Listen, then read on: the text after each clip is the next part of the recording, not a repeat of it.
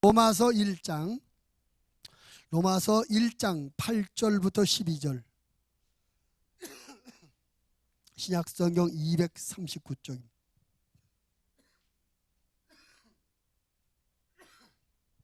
로마서 1장 8절부터 12절.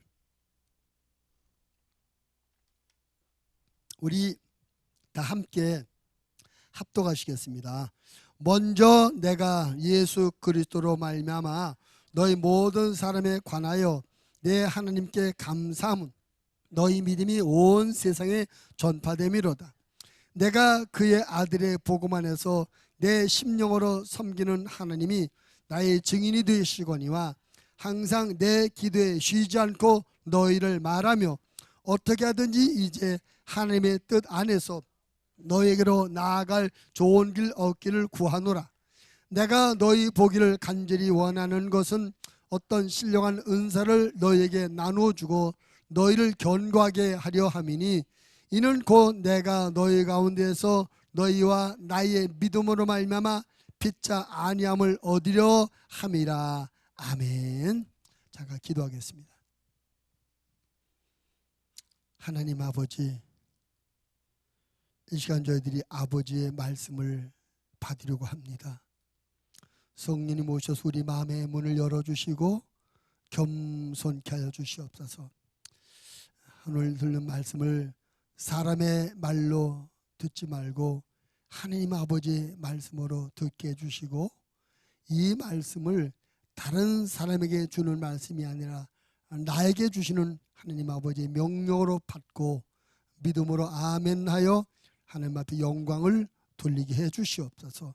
또 오늘 말씀을 듣고 아는 것으로 그치지 말고 이 말씀이 우리의 믿음이 되며 삶이 될 수 있도록 성령님 도와주시옵소서. 그래서 오늘 말씀 때문에 우리의 믿음이 더 건강하게 견고하게 세워지게 해주시고, 또 우리의 삶이 오늘 말씀을 따라 실천함으로 말미암아 거룩한 변화가 있어서 하나님 앞에 영광이 되게 하시며 세상의 빛과 소금 되게 하시며 우리에게는 축복이 되는 말씀 되게 해 주시옵소서. 말씀을 마귀에게 빼앗기지 않도록 성령님 도우셔서 우리 모두가 이 말씀이 축복되며 능력되는 말씀 되게 해 주옵소서. 종을 세우셨사오니 성령으로 충만케 하시며 성령으로 말하게 하여 주시옵소서. 예수님 이름으로 기도드립나이다. 아멘. 혹시 여러분은 제일 좋아하는 성경 구절이 어느 구절이십니까? 개인적으로 제일 좋아하는 구절. 내가 교회는 다녔는데 내가 특별히 좋아하는 구절이 없는데 그럼 곤란해요. 우리 하나님 앞에 특별히 은혜 받은 말씀들, 또 내게 힘이 되고 소망이 되고 위로가 되고 평안이 되고 능력이 되는 그런 자기의 말씀, 자기의 성경 구절이 있어야 될 것입니다. 근데 많은 분들이 교회를 다니면서 아주 자주 접하는 말씀, 아주 자주 접하는 말씀이 항상 기도하라, 쉬지 말고 기도하라, 범사에 감사하라. 이 말씀 아마 가장 많이 들었지 않았나 생각해요. 그중에 특별히 이제 마지막 범사에 감사하라. 이는 그리스도 예수 안에서 너희를 향하신 하나님의 뜻이니라. 우리가 감사하며 산다는 것은 우리를 향하신 하나님의 뜻이라는 거죠. 특히 범사에 감사하며 산다는 것은 하나님 뜻이라는 겁니다. 이 범사에 감사한다는 게 무엇을 의미하는 것입니까? 모든 시간과 모든 공간과 모든 일 하나도 빠짐없이 그 모든 우리의 삶 전체, 우리 매일매일의 일상생활 전체, 이것을 통해서 하나님 앞에 감사하라는 것이죠. 우리가 그렇게만 살 수 있다면 참 우리는 행복한 사람일 것이다. 매일매일 감사하는 사람, 그 사람보다 더 행복한 사람이 어디 있겠어요? 모든 일에 감사하는 사람, 그 사람보다 더 행복한 사람이 어디 있겠어요? 어느 시간이나 어느 공간이나 어느 일이나 항상 감사하는 사람, 그 사람이 아마 세상에서 가장 행복한 사람일 것입니다. 그렇게 따져볼 때 범사에 감사하라, 이는 그리스도 예수 안에서 너희를 향하신 하나님의 뜻이라는 그 말씀을 살펴보면 하나님의 뜻은 나와 여러분이 가장 세상에서 가장 행복한 사람으로 살기를 원하시는 것이 하나님의 뜻이라는 것이죠. 믿으시면 아멘 합시다. 한번 옆 사람을 보고 인사할까요? 하나님은 당신이 이 세상에서 가장 행복한 사람이 되길 원하십니다.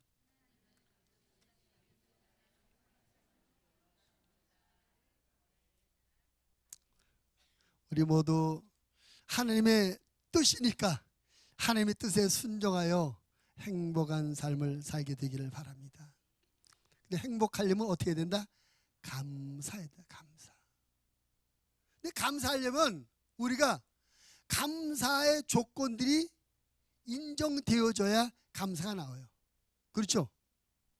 아무것도 없는데 어떻게 감사가 돼요? 뭔가 나에게 감사로 인정될 만한 일들, 감사로 인정될 만한 조건들이 있어야 감사가 되는 거예요.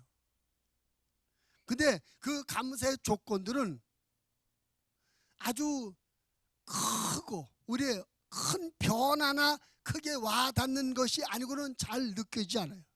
뭐 로또에 당첨했다든지, 회사에서 승진했다든지, 뭐 취직을 못했던 사람이 취직했다든지, 학교를 합격했다, 이런 좋은 큰 일이 있을 때는 감사가 되어지는데 나머지 일들은 별로 감사가 안 느껴지거든. 그런데 감사를 찾으면, 감사의 조건들을 찾으면 끝없이 또 발견되고 깨달아지는 것이 감사인 줄로 믿습니다.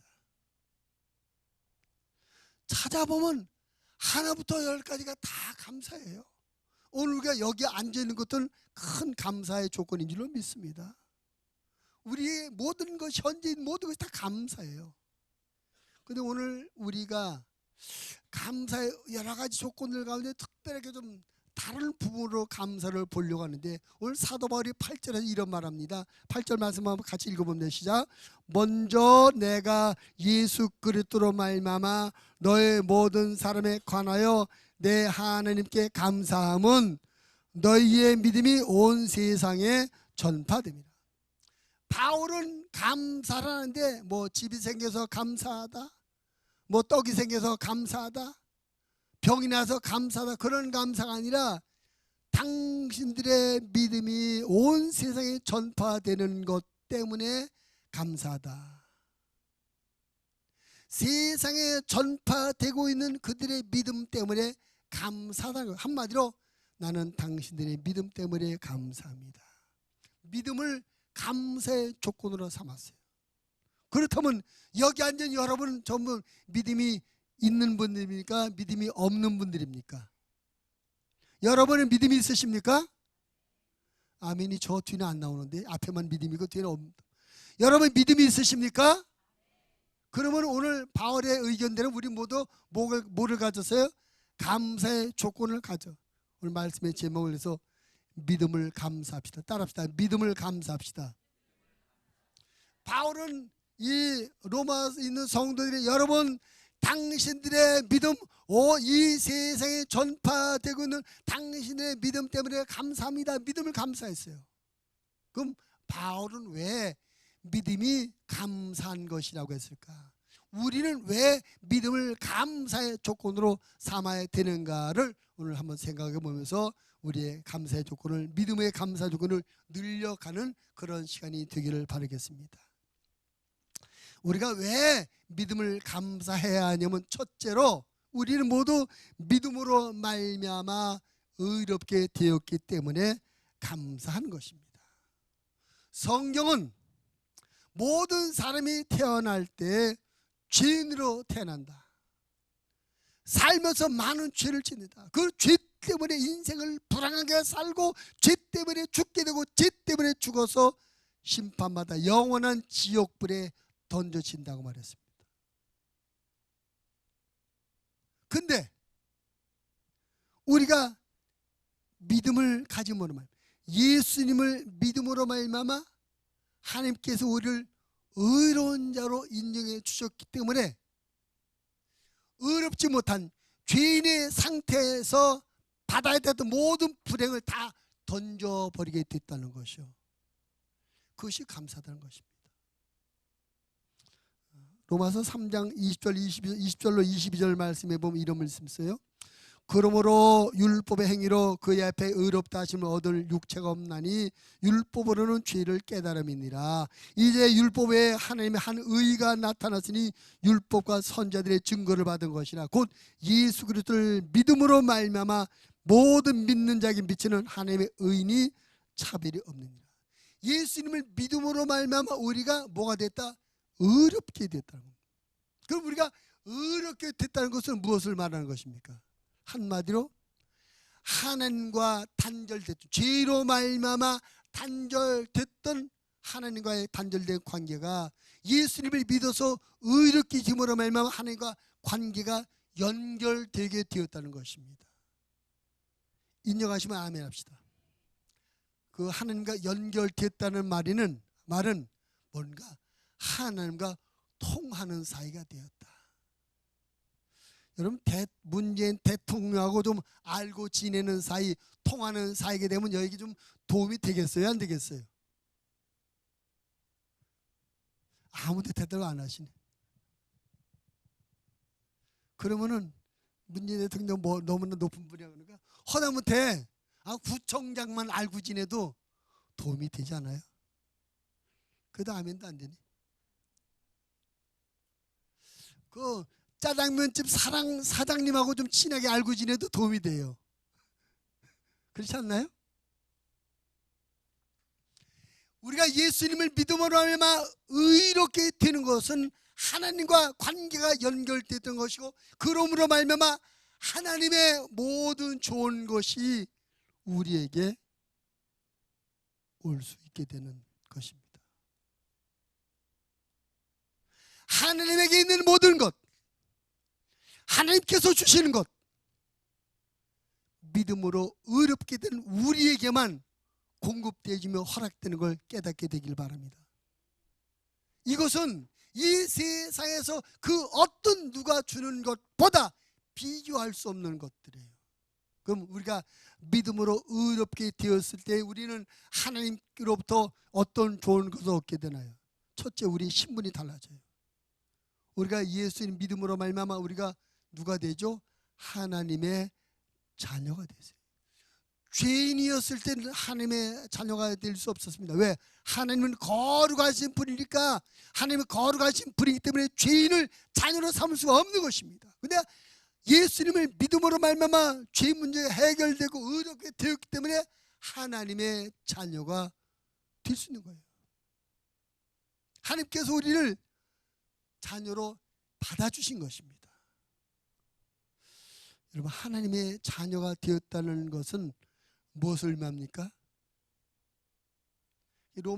요한복음 1장 10절은 그렇게 영접하는 자 그 이름을 믿는 자들은 하나님의 자녀가 되는 권세래요. 권세. 자녀의 권세가 뭡니까? 한마디로 아버지 것을 다 쓸 수 있는 권리가 자식이 있지 않습니까? 아버지 것을 다 쓸 수 있는 것이 자녀예요. 자녀들은 아버지 것을 다 쓸 수가 있어요. 근데 학교에서 보면 이런 말씀 있어요. 은도 내 것이고 금도 내 것이다. 하늘과 땅 그 사이 모든 것이 다 내 것이라고 말씀합니다. 하늘과 땅 이 사이 모든 것의 주인이 우리 하나님 아버지인데, 그의 자녀인 우리가 이것을 쓸 수 있는 권리가 있는 것입니다. 우리가 하나님 아버지를 기쁘게 섬겨드리고 하나님이 원하시는 방향으로만 나아가면 하나님께서 얼마든지 우리가 하나님 것을 쓰도록 허락하시는 걸 믿으시기를 바랍니다. 오늘 이 말씀을 전한 사람이 사도 바울인데, 사도 바울이 하나님의 뜻을 따라 복음 전하는 일에만 전념했습니다.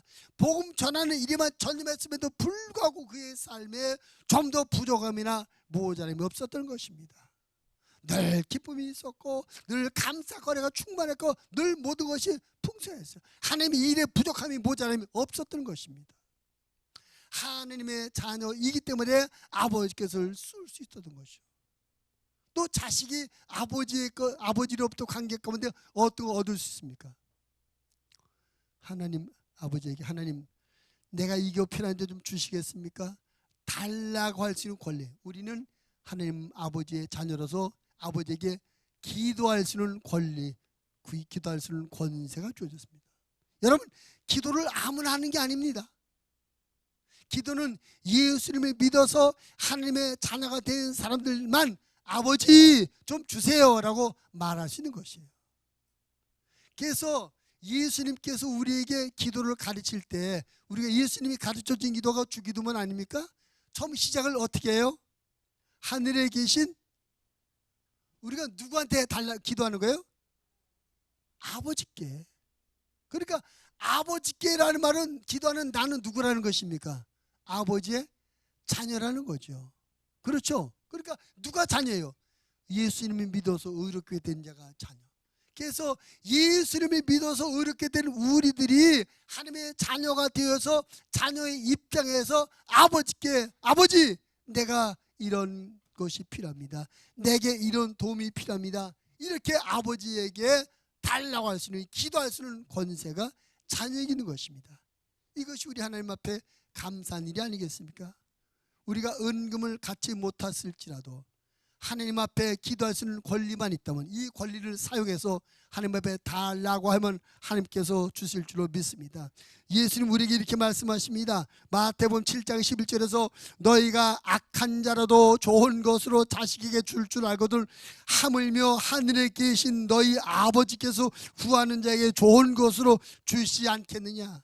예수님이 뭐라고 말해요? 자녀들아, 예수님을 믿어서 하나님의 자녀된 자녀들아, 너희가 기도하면 하늘에 계신 아버지께서 기도하는 너희에게 좋은 것을 왜 안 주느냐. 할렐루야. 여러분에게 하나님에게 달라고 해서 하나님으로부터 하나님께서 주시는 좋은 것을 받을 수 있는 권세가 있는 것을 믿으시기 바랍니다. 그리고 그 권세를 마음껏 제한 없이 사용하시길 바랍니다. 이 기도는 권세예요, 권세. 하나님의 자녀만 가진 권세입니다. 근데 이 권세를 안 쓰니까 문제란 말이에요. 안 쓸 뿐만 아니라 권세를 귀찮은 것으로 생각해요. 기도합시다 하면 귀찮게 생각해요. 기도하세요 그럼 부담스럽게 생각해요. 권세인데 축복인데 우리가 오해해가지고 그걸 부담스럽게 생각하고 멀리 생각해요. 여러분, 믿음으로 의롭게 되어 하나님의 자녀가 된 자들에게 주는 권세 중에 아주 중요한 권세가 기도할 수 있는 권세입니다. 아무나 기도 못해요. 아이들이 길에 지나가는 낯도 모르는 사람에게 아버지 돈 주세요 하면 돈 받겠습니까? 너 어디 미쳤니? 내가 왜 네 아버지냐 하고 모른 채예요. 근데 자식은 부모에게 달라고 부모님이 외면하지 않고 주신다는 것입니다. 여러분, 하나님과 우리가 그런 관계 어떻게 해서 믿음으로 말미암아 의롭게 되었기 때문에 그런 관계가 되는 믿고 여러분 자녀인 여러분이 준 기도의 권세, 하나님 앞에 달라고 할 수 있는 권세를 묵혀두지 마시고 자주자주 쓰시길 바랍니다. 근데 중요한 것은 세상 아버지들에게는 우리가 원하는 대로 마음대로 달라고 하지 못해. 왜? 우리 세상 아버지는 능력의 한계가 있어요. 우리에게 줄 수 있는 것은 한계가 있습니다. 그렇잖아요. 근데 하나님 아버지는 한계가 없습니다. 뭐든지 다 주실 수 있는 전능하신 분입니다. 모든 것을 다 갖고 계시고 없는 것은 만들어서라도 주시는 걸 믿으시기 바랍니다. 우리 하나님 아버지한테는 달라는데 그 제한이 없어요. 여러분에게 주신 이 자녀의 권세, 기도를 많이 하셔서 많이 얻으리 바랍니다. 우리가 믿음으로 말미암아 하나님의 자녀가 되기 때문에 이처럼 하나님의 것을 다 누릴 수 있고 필요한 것은 또 달라고 할 수 있고 그 더 중요한 것이 있습니다.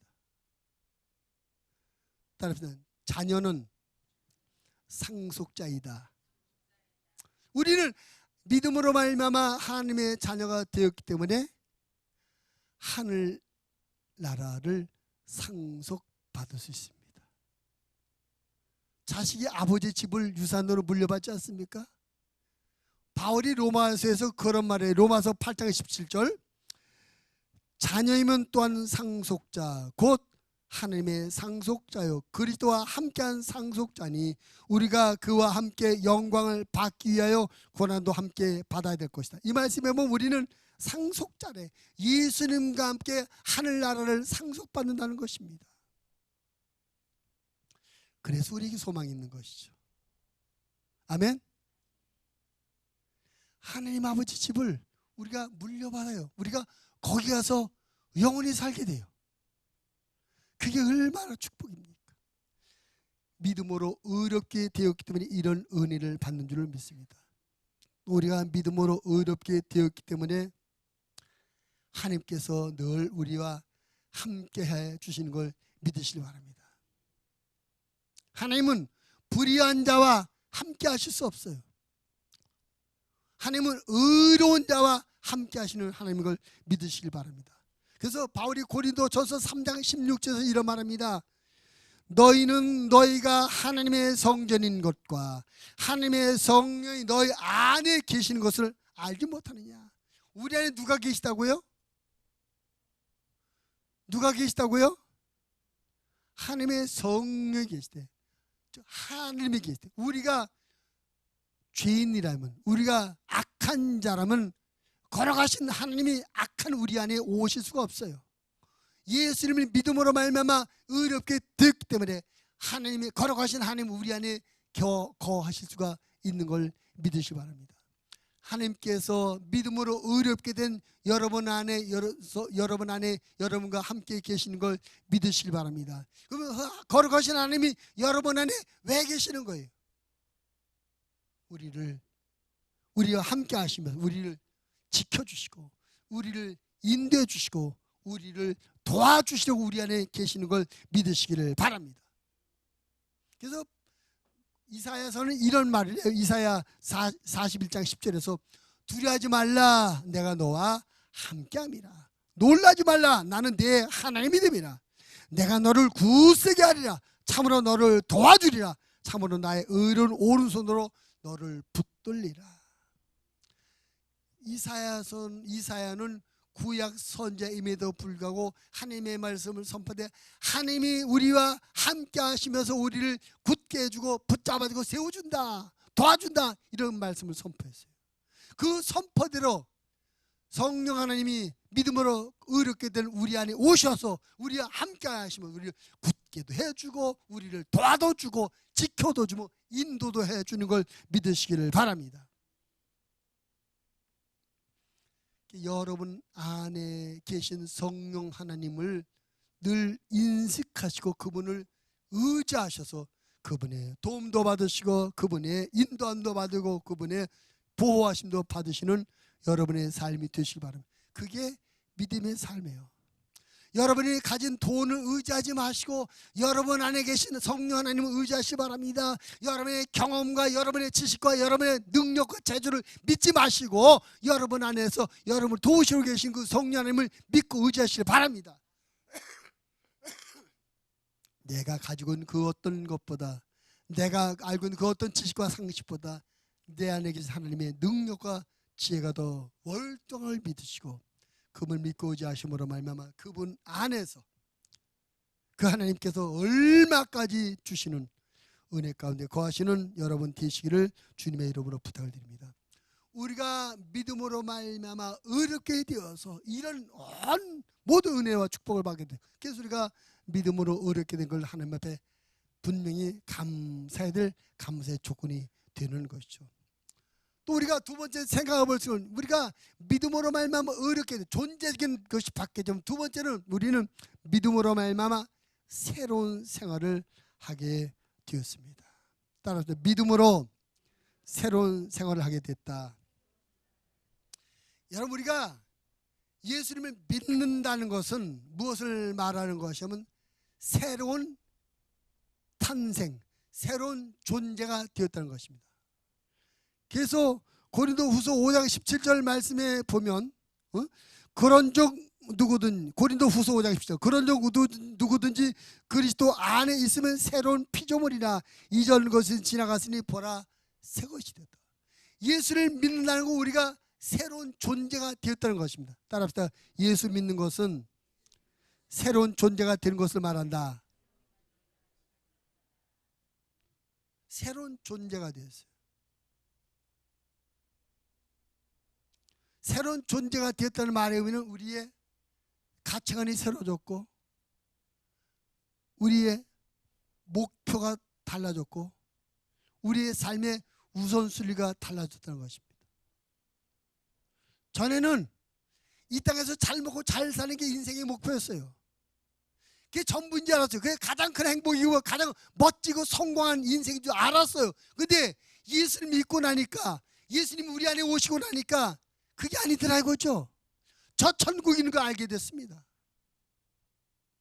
그래서 저 천국을 바라보며 살게 됐어요. 그래서 이 땅에서의 삶을 최소화하고 저 천국 위에서 우리가 믿음의 삶을 살아가게 됩니다.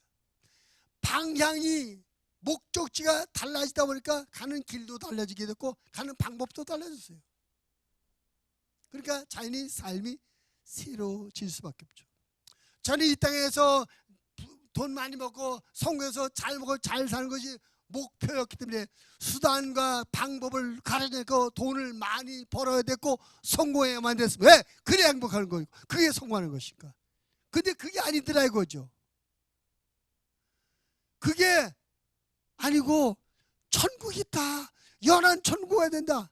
목적이 달라지니까 돈 많이 벌고 잘 먹고 잘 살아도 하나님 앞에 죄 지으며 삶은 천국 못 간다.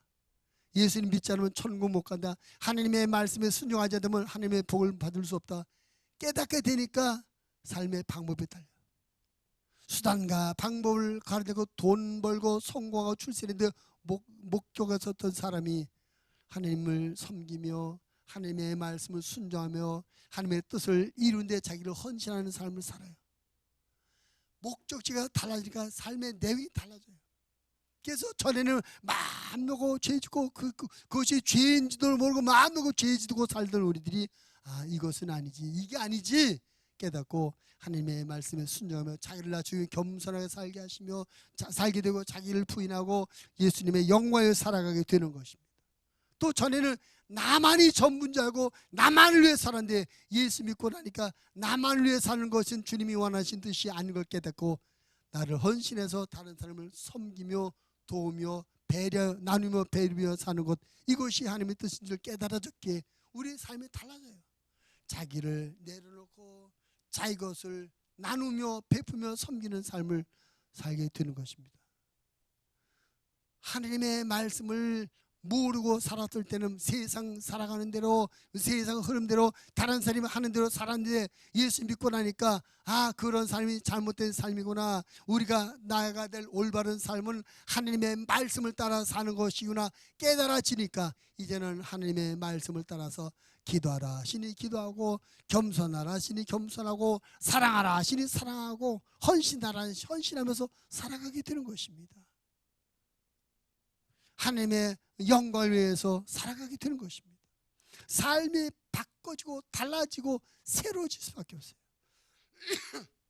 여러분이 단순히 교회만 다니는 사람이 아니라 예수님을 믿는, 그래서 예수님을 내 안에 구주로, 내 안에 주인으로 영접한 사람이라면, 그런 분이라면 그분의 인도하심을 따라서 삶이 달라지고 변화되는 것이 당연한 줄로 믿습니다.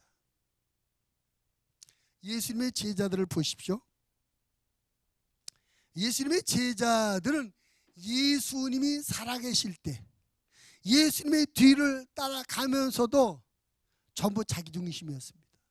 서로 내가 높은 사람이야, 내가 1번이야, 내가 더 높아, 심지어 이것 때문에 예수님 뒤를 따르면서 자기가 싸움질까지. 근데 그들이 예수님이 하늘 올라가시고 오순절 성령 받고 성령 하나님이 그들 안에 들어가시니까 달라졌어요. 자기가 옳다, 내가 1번이다, 내가 더 높다 우기고 고집하고 싸우는 것이 없어요. 오히려 자기를 비워놓고 초대교회 은혜 받은 성도들의, 성령 받은 성도들의 삶의 모습을 보니까 다른 사람을 배려되어 고아와 과부와 나그네 객들을 다 돌봐주고 자기 것을 갖다 없는 사람 나눠주고 이런 일을 했어요. 세월이 완전히 달라졌습니다. 그들의 세월이 얼마나 달라졌던지 예수를 하나님을 모독한 사람이라고 십자가 못 박아 죽었던 그 예루살렘 사람들이 이 사람들의 달라진 생활 모습을 보고 박수를 보내며 칭찬했습니다. 그리고 나도 저렇게 살아야 되겠다, 나도 저렇게 살고 싶어. 그래서 예수님을 믿는 숫자가 날마다 더해졌다고 성경은 말씀하고 있습니다.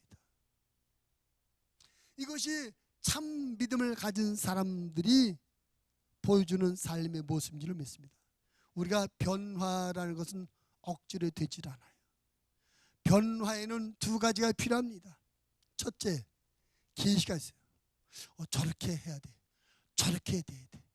우리는 하나님의 말씀을 통해서 믿음의 사람은 이렇게 살아야 됩니다, 이런 자세를 가져야 됩니다, 이런 태도를 가져야 됩니다, 이런 가치를 가져야 됩니다. 계시의 말씀을 받아요. 먼저는 계시의 말씀이고, 두 번째, 그 말씀을 내가 행동으로 순종할 때 변화가 납니다. 아무리 계시의 말씀을 들어도 내가 그 말씀을 따라 순종하지 않으면 변화가 일어날 수 없어요. 변화라는 것은 내가 말씀을 따라 행동으로 옮길 때, 순종할 때 내가 변화되는 것입니다. 여러분, 사랑하세요, 원수를 사랑하세요 수백 번 들었어도 내가 원수 같은 사람을 사랑하지 않으면 변화 안 돼요. 겸손하세요 아무리 1000만 번 들어도 내가 여전히 교만의 자리를 버리지 못하면 변화되지 않는 겁니다.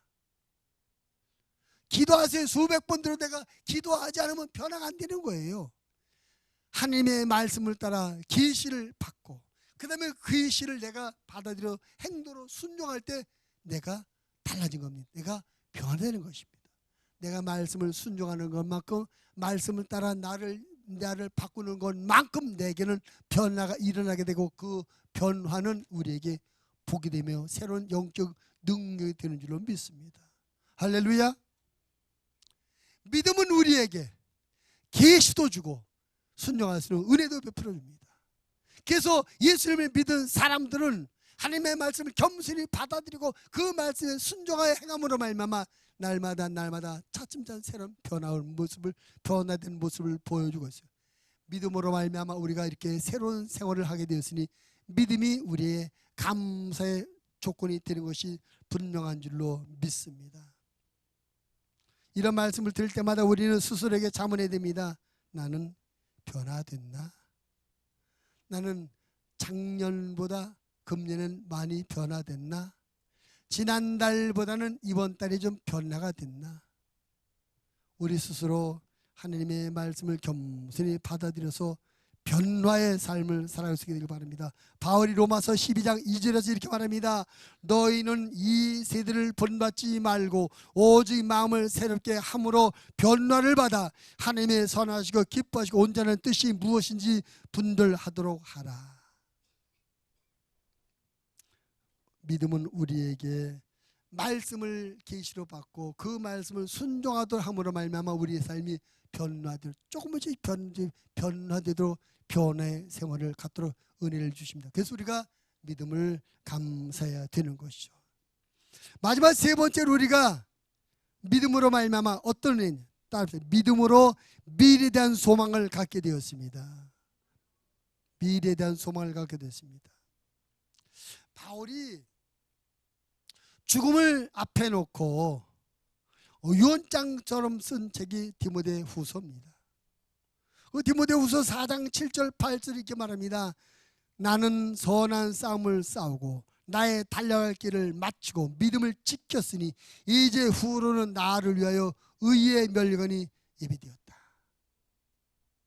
지금 죽음을 앞에 놓은 사람이 하는 말이 내가 지금 멸관을 받으러 간다. 죽음에 대한 공포, 죽음에 대한 두려움보다는 하나님 나라에 가서 멸관받는 소망이 넘쳐나는 고백을 하고 있어요. 이것이 어디서 왔습니까? 믿음이 이런 은혜를 베풀어 준 것입니다. 히브리서 1장에서 믿음을 정리합니다. 믿음이 뭐래요? 믿음은 바라는 것들이에요. 믿음은 바라한다. 바라본다는 게 뭡니까? 미래에 대한 소망을 갖는 것이죠. 따라서 믿음은 미래에 대한 소망을 갖는 것이다. 믿음은 바라는 것들의 실상이요 보이지 않는 것들의 증거다.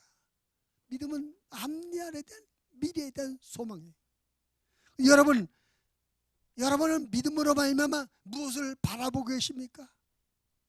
믿음으로 말미암아 어떤 소망을 가지십니까?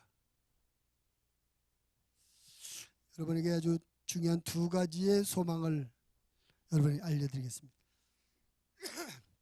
먼저 에베소 1장 3절로 6절에만 이거 다 같이 읽혔으면 좋겠어요. 에베소서 1장 3절로 6절.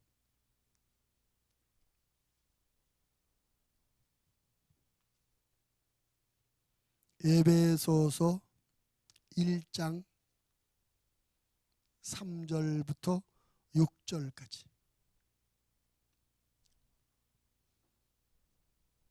자, 읽겠습니다. 시작. 찬송하리로다. 하나님 곧 우리 주 예수 그리스도의 아버지께서 그리스도 안에서 하늘에 속한 모든 신령한 복을 우리에게 주시되 곧 창세전에 그리스도 안에서 우리를 택하사 우리로 사랑 안에서 그 앞에 거룩하고 흠이 없게 하시려고 그 뜻대로 우리를 예정하사 예수 그리스도로 말미암아 자기 아들들이 되게 하셨으니 이는 그가 사랑하시는 자 안에서 우리에게 거저 주시는 바 그의 은혜의 영광을 찬송하게 하려는 것이라. 이 말씀에 우리가 주목할 부분이 있습니다.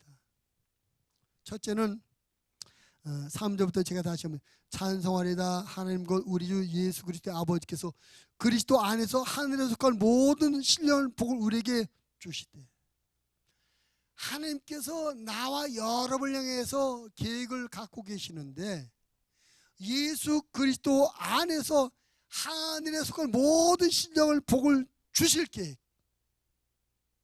그리고 두 번째, 그 창세전에 그리스도 안에서 우리를 택하사 창세전에 나와 여러분을 예수 믿는 사람으로 택한 것을 정해놓으시니, 이 말을 덧붙이면 나와 여러분은 하나님께서 창세전부터 하늘에 있는 모든 신령을 복을 받도록 선택받은 사람이다. 그럼 지금까지는 여러분이 지나온 삶에 대해서 아무런 의식 없이 살아왔다고 할지라도 지금 이 시간 이 말씀을 보면서 우리가 가져야 할 것은, 내 나머지 인생이 얼마나 남았는지 모르지만 우리들의 나머지 인생은 이 말씀대로 하늘에 속한 모든 신령한 복을 주시려는 하나님의 계획 안에서 내 인생이 나머지 인생 살아가는 것이다. 아멘? 그런 뜻이에요. 내 나머지 인생은 하나님께서 주시려는 하늘의 모든 신령한 복을 주는 그런 축복의 계획 안에서 내 나머지 인생을 살아가게 된 것이다.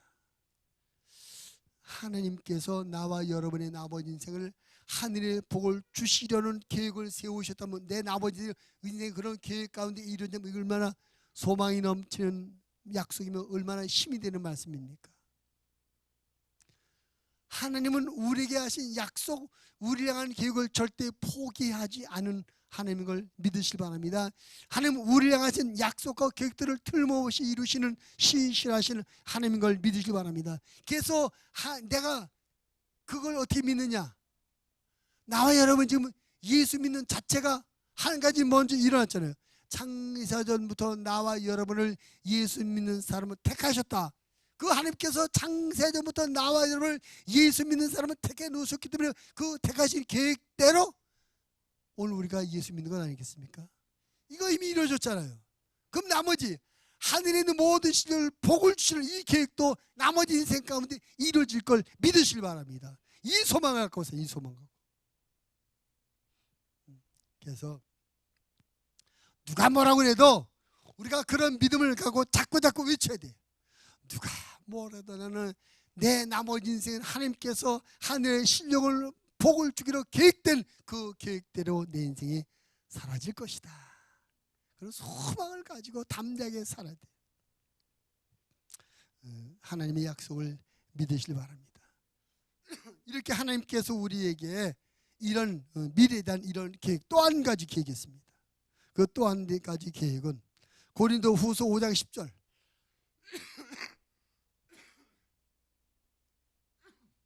고린도후서 5장 10절. 고린도후서 5장 10절.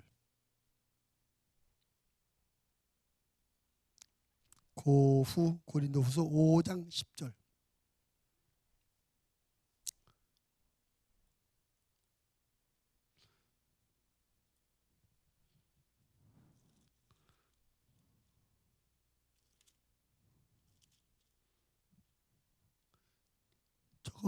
저거 뭐가 잘못됐다. 저는 고린도 전서 가운데 고린도 후서.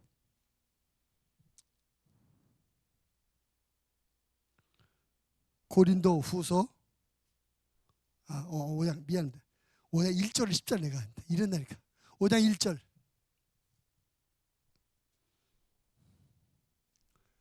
자꾸 이래요 이제. 고린도 후서 5장 1절 시작.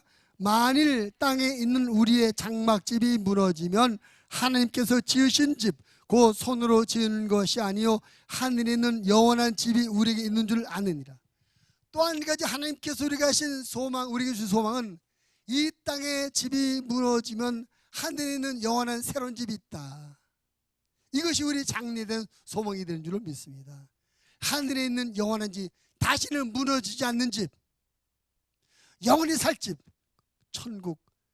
천국의 삶이 약속된 줄로 믿습니다.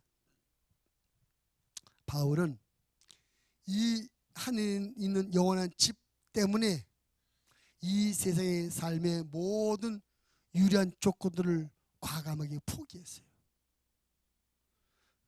바울이 이렇게 말해. 빌립보 3장 7절 8절에서 그러나 무엇이든지 내게 유익하던 것을 내가 그리스도를 위하여 다 해로 여길 뿐더러 또한 모든 것을 해로 여김은 내 주 그리스도 예수를 아는 지식이 가장 고상하기 때문이라. 내가 그를 위하여 모든 것을 잃어버리고 배설물로 여김은 그리스도를 얻고 그 안에서 발견되라미니 내가 가진 의는 율법에서 난 것이 아니요 오직 그리스도의 믿음으로 말미암는 것이니 곧 믿음으로 하나님께로부터 난 의다. 바울은 예수 그리스도만 얻게 해서 나머지는 배설물로 여겼다. 예수 그리스도 얻는 것을 무엇을 말하는 것입니까? 천국을 소유하는 것을 말합니다. 내가 한마디로 천국의 영원한 집을 가기 위해서 이 땅에서 모든 좋은 조건을 과감하게 포기했다는 것입니다. 이 세상의 좋은 것을 누리느라고 영원한 천국을 가지 못하는 이런 불행한 일을 당하지 않게 해서 그는 포기했다는 것입니다. 바라긴 저와 여러분이 바울 같은 가치관과 믿음이 있게 되길 바랍니다.